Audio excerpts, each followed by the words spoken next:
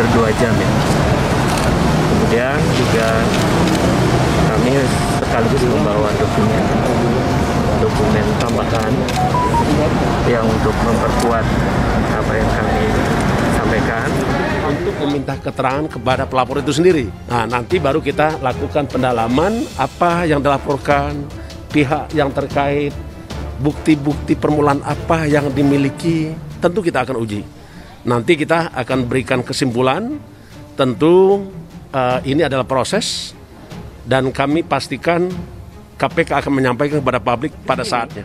Sudah 23 tahun reformasi, sudah 75 tahun merdeka, praktek korupsi masih merajalela. Presiden Jokowi mengatakan, korupsi sudah menjadi extraordinary crime. Oke, nah di tengah situasi seperti ini, pola-pola KKN ternyata terjadi. Dasar curiganya juga kan tidak berbasis data. Loh, itu data ini. Data dari mana? Loh, peristiwa Anda melihat dalam data. konteks kasat mata, pendekatan Ubed, orang-orang yang hari ini melek digital ini, itu tidak layak mendapatkan uang lebih banyak. Lalu di saat yang sama juga ada data bahwa anak presiden membeli saham 188 juta. Uang itu yang ada pertanyakan. Itu data. Oke. Money laundry atau pencucian uangnya di mana? Apa yang disampaikan Ubed itu kan bisa kita tracking di LHKPN atas di beberapa perusahaannya, kan ini udah jadi perusahaan terbuka. Bahwa yang kami berikan adalah dokumen-dokumen valid ya, karena diperoleh dengan cara yang legal juga, sehingga kami meyakini bahwa ini bisa dipelajari oleh KPK secara lebih dalam. Ya, artinya belum waktunya saya sampaikan. Bukti baru Ubedillah Badrun sebut anak Jokowi Gibran malah santai. Bukti baru yang dibawa Ubedillah Badrun ke KPK berkaitan pelaporan 2 anak Presiden Joko Widodo ditanggap cool. Anak Jokowi Gibran Raka Buming Raka pilih santai. Sebelumnya dosen Universitas Negeri Jakarta, Ubedillah Badrun memenuhi panggilan Komisi Pemberantasan Korupsi Rabu 26 Januari 2022. Pemanggilan KPK terhadap aktivis 98 tersebut guna dimintai klarifikasi atas laporannya. Laporan Ubedillah Badrun itu terkait dugaan tindak pidana pencucian uang serta korupsi, kolusi, dan nepotisme oleh 2 putra Presiden Joko Widodo, Gibran Raka Buming Raka dan Kaisang Pangarep. Tidak hanya memenuhi panggilan, dia bahkan memberikan dokumen tambahan untuk melengkapi laporannya itu. Penyerahan dokumen tambahan tersebut dilakukan untuk memperkuat apa yang disampaikan oleh Ubedillah Badrun. Dia pun sepenuhnya yakin bahwa KPK akan memproses laporan itu sesuai dengan ketentuan konstitusi dan undang-undang. Menurut Ubedillah Badrun, KPK seharusnya menegakkan hukum berdasarkan prinsip equality before the law, atau semua warga negara berkedudukan yang sama di mata hukum. Terkini pelaporan Gibran Kaisang ke KPK cuma sebut Ubedillah Badrun bisa terjerat pasal. Wakil Ketua Relawan Jokowi Mania Bambang Sri Pujo meminta Ubedillah Badrun bersiap menghadapi jeratan pasal jika laporan yang dibuatnya ke KPK soal dugaan korupsi 2 putra Presiden Joko Widodo tidak terbukti. Bambang Sri Pujo mengatakan pelaporan Ubedillah Badrun terhadap Gibran Raka Buming Raka dan Kaisang Pangarep ke KPK soal dugaan korupsi KKN harus berdasarkan data yang valid dan konkret. Terlebih lagi, kata dia, laporan tersebut telah disampaikan secara terbuka atau terang benderang di depan publik. Kalau ini bohong, ada pasal menanti 317, 242, 263. Harapan kami jangan mudah melaporkan orang lain. Laporin silakan kalau tertutup. Tapi kalau buat keonaran ada dampak hukumnya, ujar Bambang. Lebih lanjut, yang mengungkapkan Joman sangat mendukung tindakan anti korupsi. Bambang pun merespon baik pemanggilan Ubed oleh KPK soal putra Presiden Joko Widodo.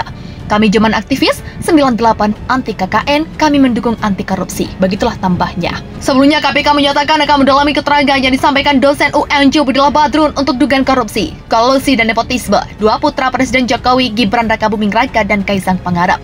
Sementara itu, putra sulung Presiden Jokowi Gibran Raka Buming Raka tidak mempersoalkan tindak lanjut KPK atas laporan yang disampaikan dosen UNJ terhadap dirinya. Gibran menyatakan hingga saat ini dirinya belum menerima panggilan setelah adanya laporan Ubedillah Badrun ke KPK. Dokumen dugaan korupsi KKN Gibran Kaisang. Ubedillah Badrun pelapor 2 putra Presiden Joko Widodo, Gibran Raka Buming Raka dan Kaisang Pangarep datang ke Gedung Merah Putih Komisi Pemberantasan Korupsi pada Rabu 26 Januari 2022 siang.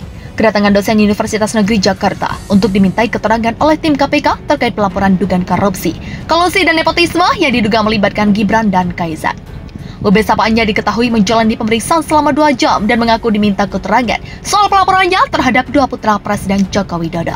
Kendati demikian, aktivis 98 ini enggan menjelaskan dokumen apa saja yang dibawa dan diserahkan kepada tim KPK, termasuk tidak menjelaskan pasti apakah dokumen tersebut adalah alat bukti. Setelah memberi keterangan dan menyerahkan sejumlah dokumen pendukung, Ubedillah meyakini lembaga anti rasuah akan memproses laporan dugaan KKN tersebut. Menurut dia, KPK akan menjalankan amanah negara dengan melanjutkan laporan tersebut sesuai undang-undang. Kami percaya di Republik ini ada equality before the law. Siapapun sama kedudukannya di muka hukum dan kita juga memegang asas praduga tak bersalah, ucap Ubedillah. Jadi kami percaya biarkan proses ini berlangsung sesuai undang-undang. Kami menghormati KPK untuk menjalankan amanah itu. Begitulah lanjutnya.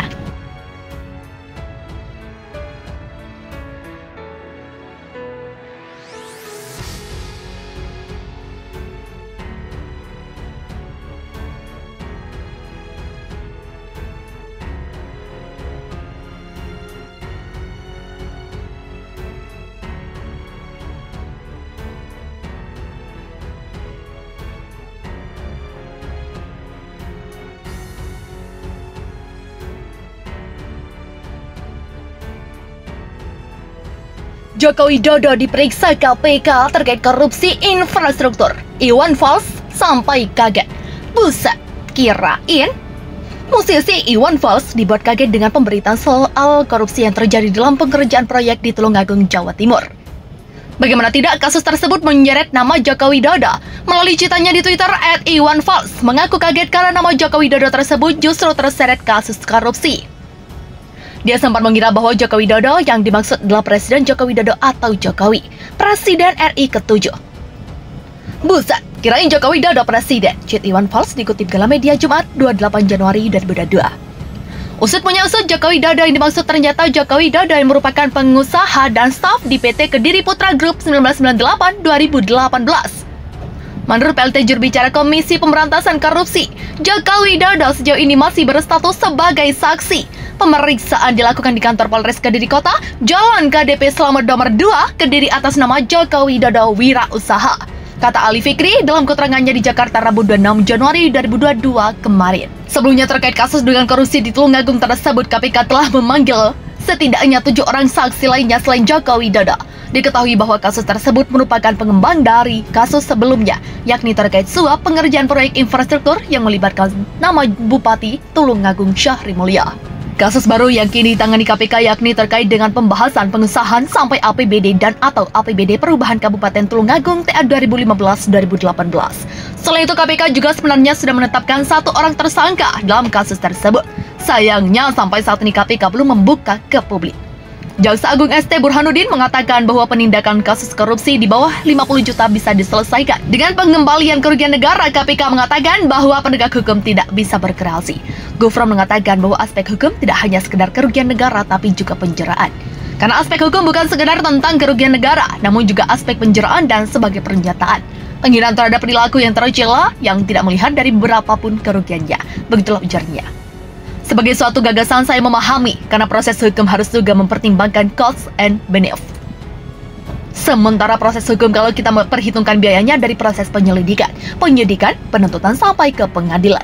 Banding dan kasasi biayanya tentu lebih besar dari 50 juta, sehingga saya memahami gagasan tersebut, ujar Gufron. Sebelumnya Burhanuddin mengatakan bahwa penindakan pelaku tindak pidana korupsi dengan kerugian negara di bawah 50 juta bisa diselesaikan dengan pengembalian kerugian. Sedangkan untuk perkara tindak pidana korupsi yang berkaitan dengan kerugian keuangan negara, Kejaksaan Agung telah memberikan imbauan kepada jajaran untuk tindak pidana korupsi dengan kerugian keuangan negara di bawah 50 juta untuk bisa diselesaikan cara pengembalian kerugian keuangan, kata Burhanuddin dalam rapat kerja bersama Komisi 3 DPR RI pada Kamis 27 Januari.